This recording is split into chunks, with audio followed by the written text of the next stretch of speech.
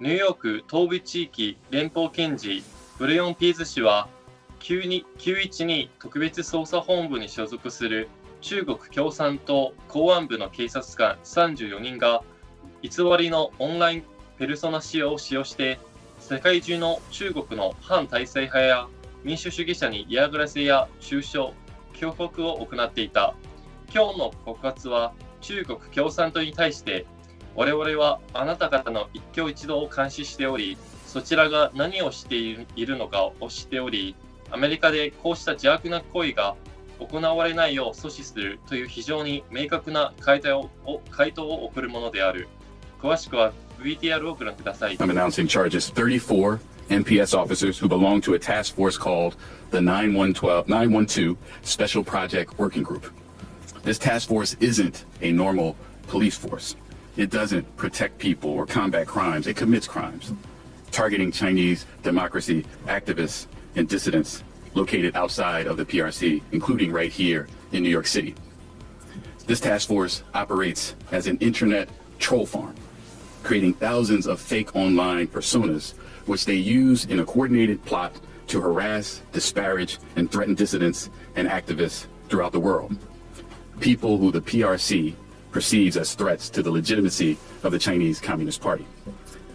One way that these NPS officers harass Chinese dissidents was by repeatedly causing their meetings on U.S. technology platforms to be interfered with. For example, in an online video conference on the topic of countering communism, task force officers flooded the video conference and drowned out the meeting with loud music and vulgar screams and threats directed at Chinese dissidents. In crashing and disrupting these online meetings, the NPS subjected Chinese dissidents living here in the United States to the authoritarian rule of the PRC. That is unacceptable. And in addition to threatening and harassing Chinese dissidents, the NPS officers use their fake online personas to spread official Chinese government propaganda and narratives to counter and overwhelm the dissidents' pro-democracy speech. The NPS officers on the task force also used their fake online personas to spread disinformation.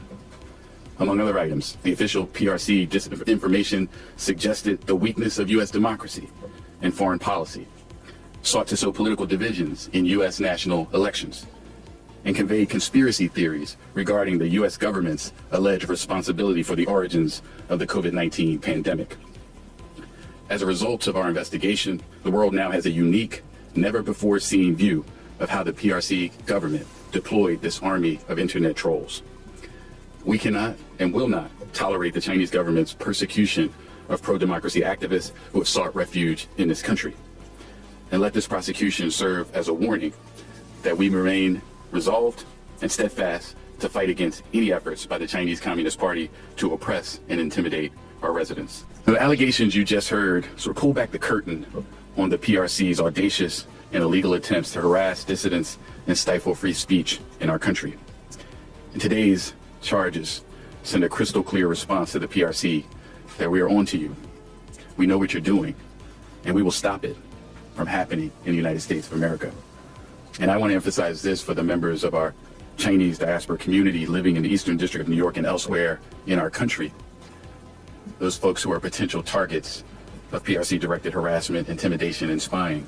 My office and our law enforcement partners are here to protect you and your rights. And no foreign country will stop us from doing it.